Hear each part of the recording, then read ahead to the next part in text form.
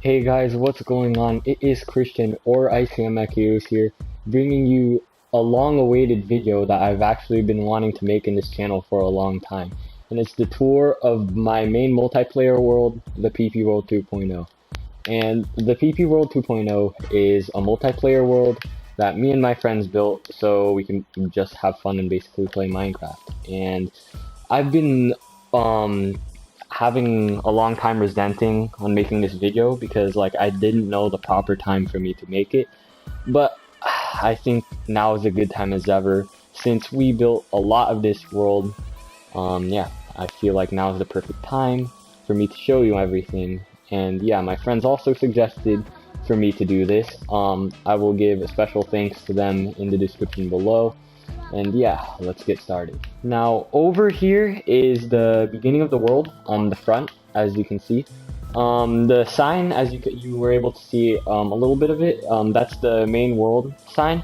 It took quite a long time to build, actually. It took a while to get the sand and gravel needed to make the sign. And also, it took forever to get the black dye because the closest ocean is about like 300 blocks north of here. So over here we have the archer towers. These are pretty recent. I built both of them actually. I wanted to build this because like I wanted like a little like what should I call this? Like I wanted like a little safe area, like an archer tower where we can defend against mobs and stuff. As you can see, that's really wasn't needed at all. But this thing is cool nonetheless. But yeah, you can see pretty much all the full view from here. Both of the towers are connected. We have little target blocks over here, which was set up by one of our members, Jonathan. If my archery skills are actually good enough, I can actually hit these things. But yeah, bro, how's that not hitting, bro? There you go, I finally hit it.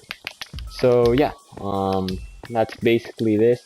There's two of them, and there should be an ender chest over here so you can like quickly access stuff whenever you feel like it.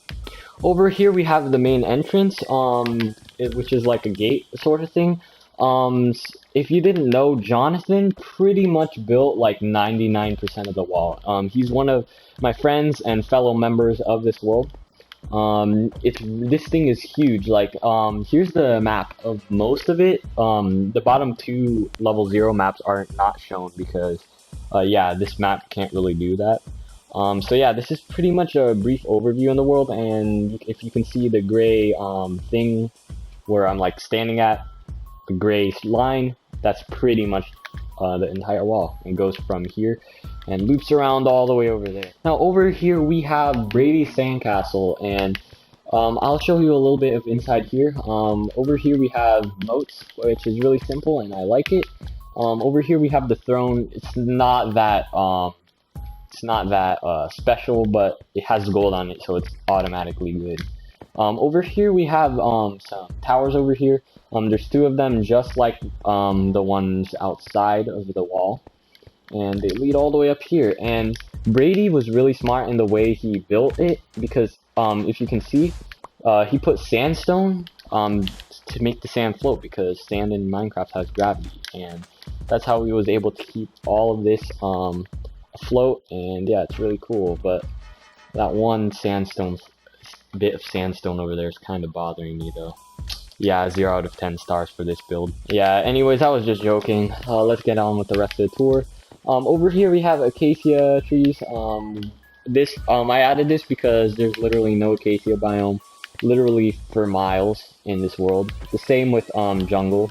The closest jungle is about 6,000 blocks away, and I had a long expedition there before we got lychas, which all of us have actually. Over here we have Aidan's house. He's probably played the least amount out of all of the members here. So you can see, you can really tell by the way his house is. He has 3 chests. He has a cat. And he has Shokro boxes over here that we kindly donated to him. And yeah, in a blue and black bed. Over here, I don't really know what he was supposed to do here, but he never did it and probably never will. Over here we have a spiral staircase, which I think he built too. I don't know if he got help from Jonathan doing this, but yeah. I don't think this needs an explanation for what Aidan was trying to do here. So continuing on with the tour, which should we go? Let's go here. This is the Hall of Heads, which is a memorial, like a hall of heads. That's basically what it is. It includes all the all my friends here who have played or done something in this world, which includes Aidan, Lewis, me, myself, Brady, and Jonathan. Now, Jonathan's skin is supposed to have a mohawk, and it's supposed to be an old dude, but it's in 2D, so we couldn't really do that much with it. Now, continuing along over here, we have the cake building. Brady designed the outside, I did the inside. As you can see, yeah, there's the way I did it inside was so you can like get all the stuff needed for a cake just in here. So you got sugarcane for sugar, you got wheat for wheat, you got the cow for milk, and the chicken for eggs. And I got some buckets over here for the cake. And yeah, that's pretty much it. That's literally this entire building. It's just a building filled with cake. It's cakes inside of cake. No, it's a cake with many cakes inside. Our first dragon head, our first elytra, our first beacon, and our first ender dragon egg. And yes, we have actually 2 ender dragon eggs. The other one is inside Jonathan's house. We have a lot of elytras. We actually have probably 6 elytras. I carry one of them. And yeah, we have loads of elytras, and we each have our own, which is really cool. Passing the Hall of Heads over here, you probably might have seen a quick glimpse of this. This is the Nether portal entrance. This is probably one of the latest builds, actually. I think, if not the latest build we built in this world. By we, I mean me. I actually built this. So, it took a while to grind most of the stuff for this. Mainly the, this, but it's nowhere compared to, what I did for the mini Nether biomes, which I will showcase probably at the end of this video right here. So, we got soul sand leading to the Nether portal. We got the Crimson Forest over here. We got the Warped Forest over here. And yeah, the way it contrasts with one another is really cool. And I added lava in the sides. Tried to make it really far away from Brady's face, because Brady's face is made out of wood. And as you can see over here by an example, the fire tends to go in the grass a bit. So had to make it space out a bit so it doesn't hit any of the heads from behind there. This used to be the skeleton spawner room. Like, we would go here, yeah, to like not AFK, but to like kill skeletons. But since Jonathan built the XP farms, we never really had to do that anymore. So yeah, this was just kept here now. Most of the caves we contained in these little trapdoors. I'll show you an example later. This is extras from Brady's storage room, which I will show probably in part 2 actually. But yeah, it kind of went over the cave. So quick jump cut over here because I briefly forgot to, when I was recording part 2, I forgot to showcase this build. So yeah, you guys get an extra. So this is the PP Sheep's leg. This thing was actually moved around a lot. It was originally in Aidan's house area, but when Aidan built his house, we had to move it, so we built it over here. When we beat the Ender Dragon and stuff, when we built the collection room, we had to move it over there somewhere. And then, yeah, and then now it's over here. PP Sheep, I'll do a brief description of him. He got tortured pretty much every day, and death was probably the best thing that has ever happened to him. So yeah, rest in peace, PP Sheep. Even have a graveyard for him. And yeah. So over here is an example of what I was talking about, of how we use the trapdoors to hide the caves. This is one of them. There are multiple of these. Like, as you can see, it goes all the way down there. I won't really showcase what's in any of these, because like there's no point. It's literally just cave, normal Minecraft cave, so there's really no need. So I guess we should tour the farm next actually. Over here we have our underground farm, which is where the netherwort, sweet berries, and the mushrooms are. We rarely ever go down here because we don't need mushrooms at all. Sweet berries are like a beginner item, and we have loads of netherwort farmed already, so really no reason to come down here. We got the wheat farm over here, which extends all the way over there. We got a little pond over here, which I actually really like. Brady built this, I believe, a long time ago. Pretty much everything in the farm was built a long time ago. We even have a mini sign here. We actually just added this pretty recently, actually. It didn't take that many materials because we were easily able to get to cocoa beans. Over here we have the carrots, and potatoes over here, and this is where we basically keep all of the crops. We have some, but not a lot, because we went trading with a lot of villagers to get our mending and unbreaking on all of our god sets over here. And yeah, that's pretty much this area. We have the animal stables, as you can see over here. There's one for pretty much every animal, except for the skeleton horses, because they're all just clumped up in this like one little area. We were planning to extend this because this is one of the OG builds of this world.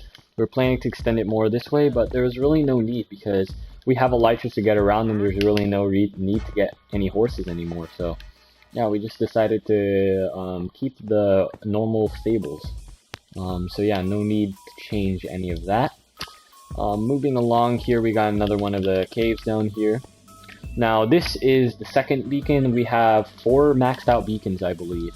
We have maxed out beacons because we have an iron golem farm. I will showcase the iron golem farm in the next video, actually, part 2, because I don't have time to record in this part. But yeah, just know that all of the beacons here are max level, and they all have speed 2, and they're scattered around the world.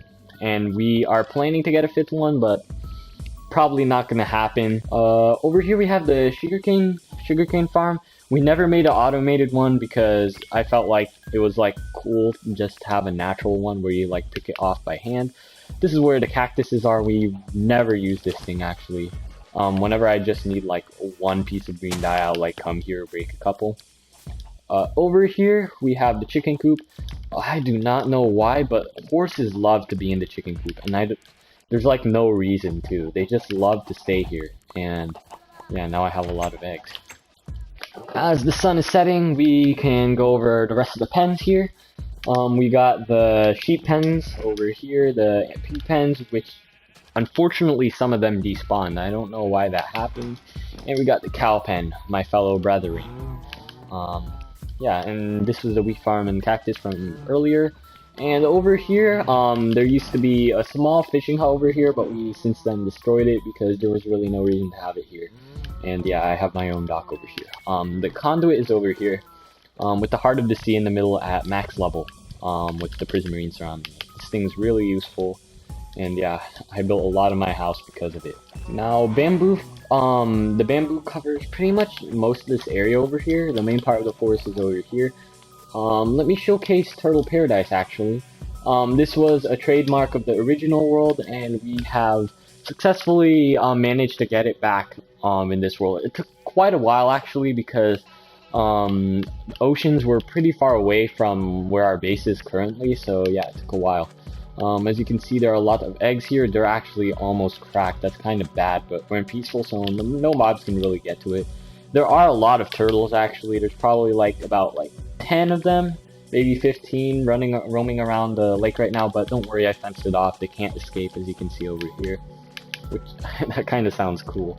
But yeah, it used to be in the original world. We decided to bring it back when we were able to find the time to do so. Over here, I forgot to mention this, but there is a cocoa bean farm over here that we never used.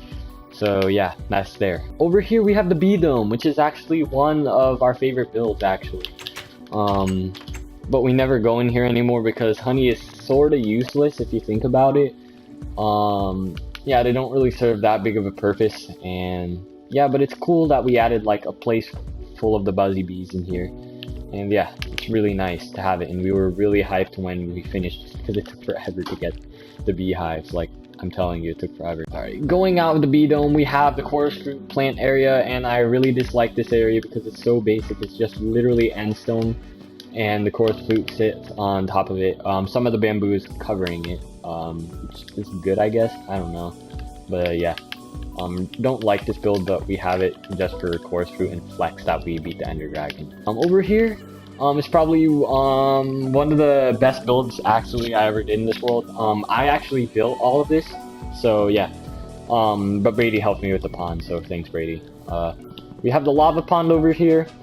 This took forever to get all this lava.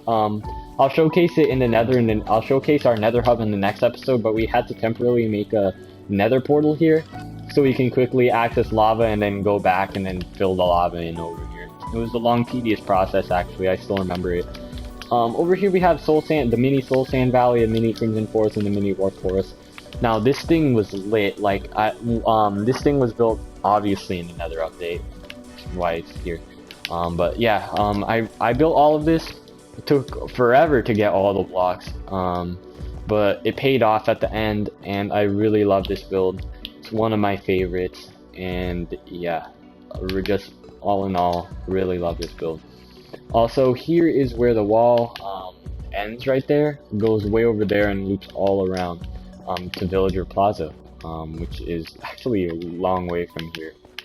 So yeah. So before we end part 1 off, I think we should showcase one more thing. I'll showcase the PP tree. The PP tree is actually one of the most like iconic things, even though it's just one singular jungle tree. It's really iconic because our closest jungle is 6,000 blocks away, as I previously mentioned. And yeah, by the time I went there, we didn't have elytras or anything yet, so it was really long journey all the way there, and to come back round trip. So a total of 12,000 blocks actually. So yeah, I was able to keep a trademark. I know you can easily get stuff from wandering traders and stuff, but I felt cool to just do a little expedition to feel like I legit got the cocoa beans and bamboo the real way. So that's probably gonna wrap it up for part 1 here, guys. Hopefully all of you guys enjoyed. I will leave part 2 in the description, and the full playlist of the world tour in the description as well. And yeah, I'll catch you guys in part 2 of the video. I will showcase the rest of our houses, Villager Plaza, the rest of our builds, and I'm going farm in Nether Hub in the next video. So stay tuned, guys.